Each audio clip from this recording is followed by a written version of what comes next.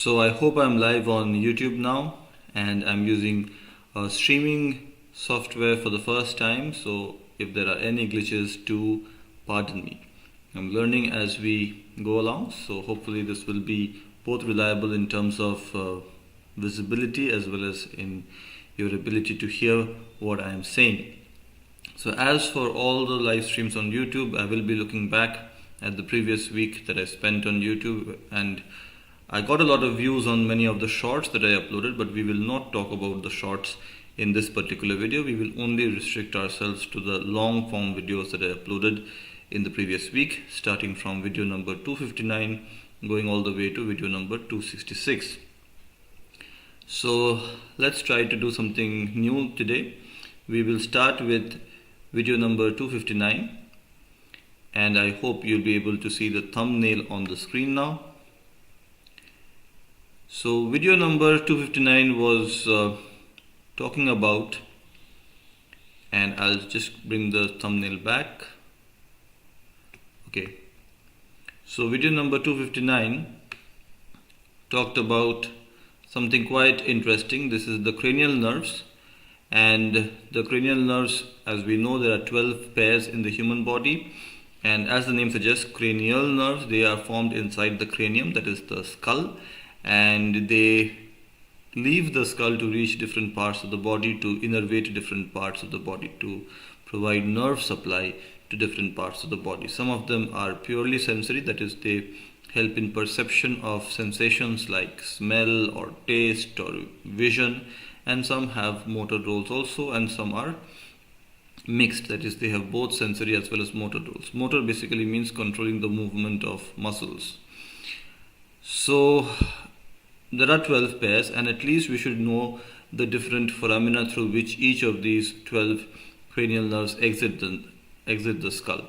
So I talked about that briefly. The first cranial nerve is the olfactory nerve, which exits the skull through the cribriform plate.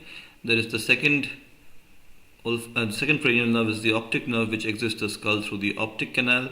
The third cranial nerve, oculomotor nerve, exits the skull through the superior orbital fissure, and along with the third cranial nerve, the fourth, sixth, as well as the first division of the trigeminal nerve, that is the ophthalmic division, all these four cranial nerves exit the skull through the superior orbital fissure. So superior orbital fissure provides the pathway for exit of cranial nerve 3, oculomotor nerve, cranial nerve 4, trochlear nerve, cranial nerve 6, abducens nerve, and the first division of cranial nerve 5, trigeminal nerve, that is known as the ophthalmic division. So trigeminal nerve also has two other divisions, the second and third division. Second division is called maxillary division, and the third division is called mandibular division.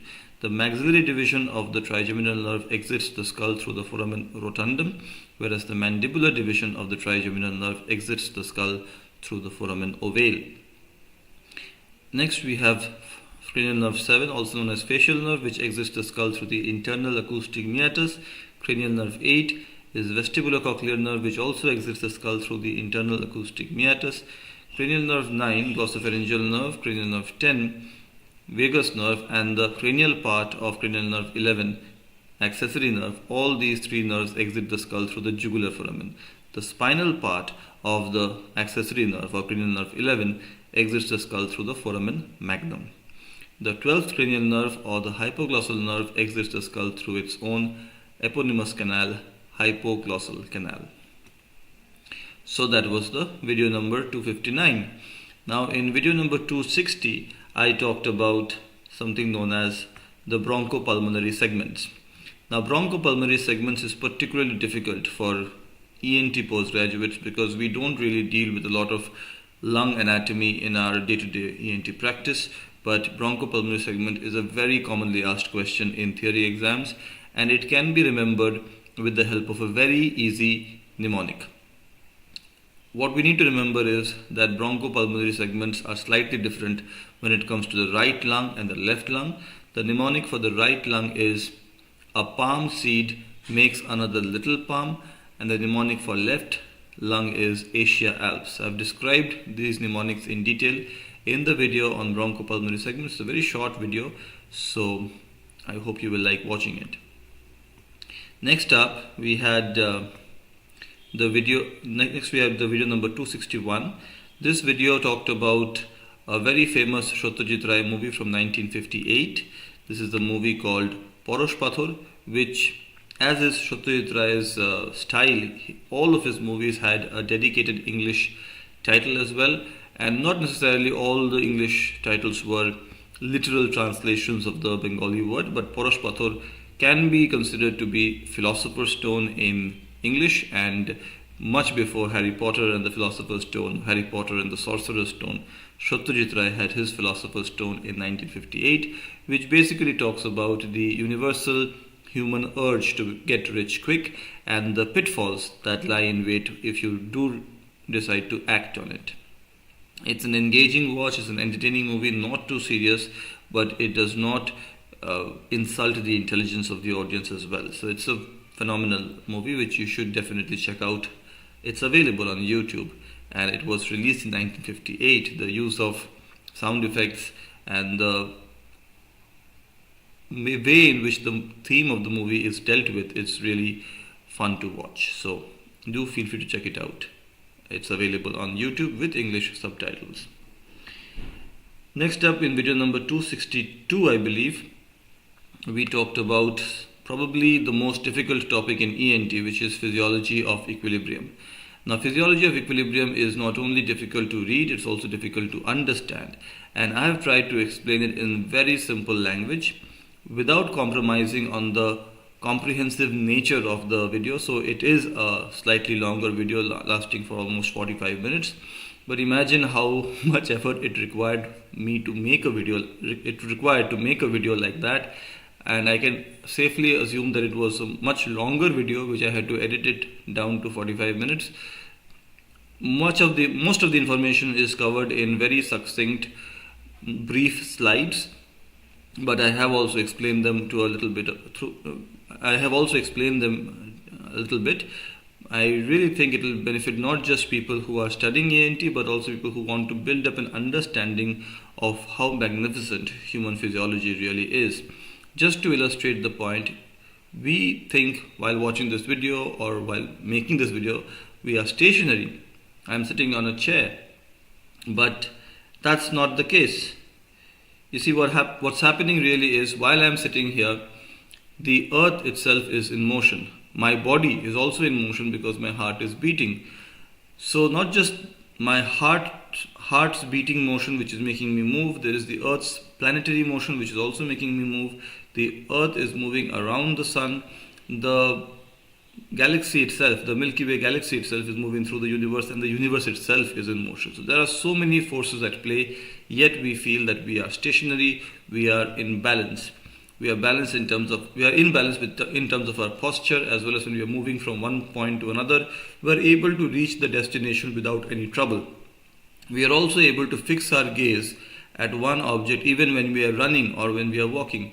All of these things have developed because, from an evolutionary standpoint, various systems in our body do interact with each other, like the visual system, our eyes, the proprioception system, our muscles of the body, and the vestibular system, which is present in the inner ear as well as in the brain.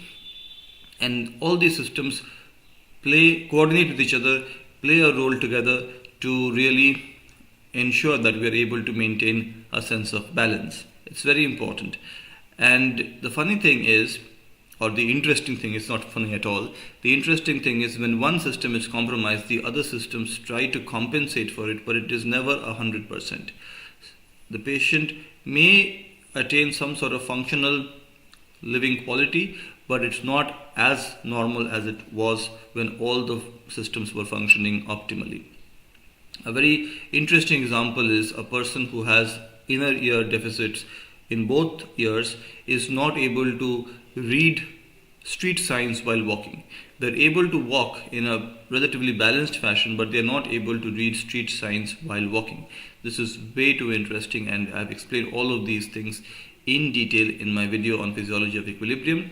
And if you're thinking that human physiology is so great that it can balance all the metabolic actions, all the metabolic movements that are taking place inside our body, as well as the external astronomical movements like gravitational forces of the planet as well as other stars, If the vestibular system is able to counteract all of this and you feel it's great, I must also add that you have to take good care of it, because it is also susceptible to factors like the influence of drugs, whether they are prescription drugs or recreational drugs like alcohol, and even factors like anxiety or sleep deprivation. So it is a system that needs to be taken good care of, and it plays a vital role, which we have explained in simple language but without compromising on the real extent of how much one should be knowing if we want to answer questions pertaining to physiology of equilibrium when asked, especially in postgraduate ENT exams.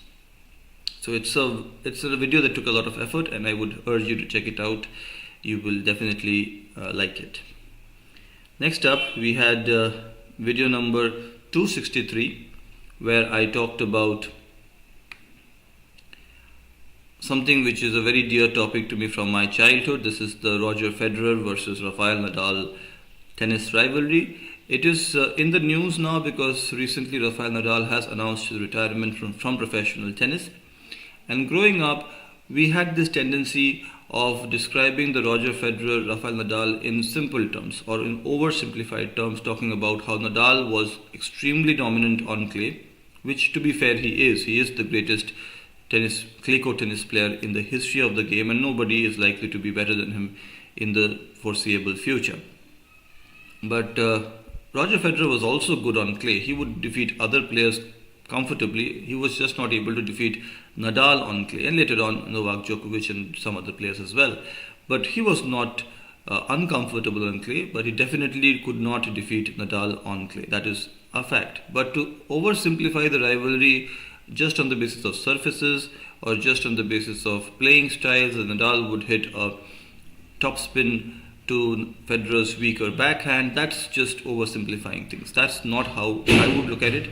I would rather look at it from the point of view of the psychological edge that Nadal was able to build up on Federer because of the comprehensive nature of his victories. And if I have to point at one particular match, it will be the French Open final of 2008, where Nadal was really able to defeat Federer in a very humiliating fashion, if I may say so. 6-1, 6-3, 6-love.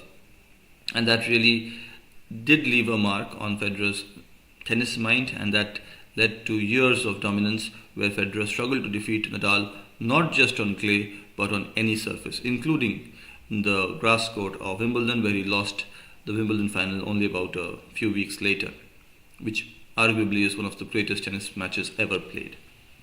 So I talked about these details of Federer versus Nadal, and I believe to Federer's credit, he was able to come out of this situation where he kept losing against Nadal to an extent that he even lost against Nadal in the Australian Open semi-final of 2014 in straight sets. And he was able to overcome all of his shortcomings and improve his game to an extent that 2015 onwards, he was able to defeat Nadal in 7 of their 8 professional tennis encounters, the only defeat coming in the clay court of the French Open in 2019.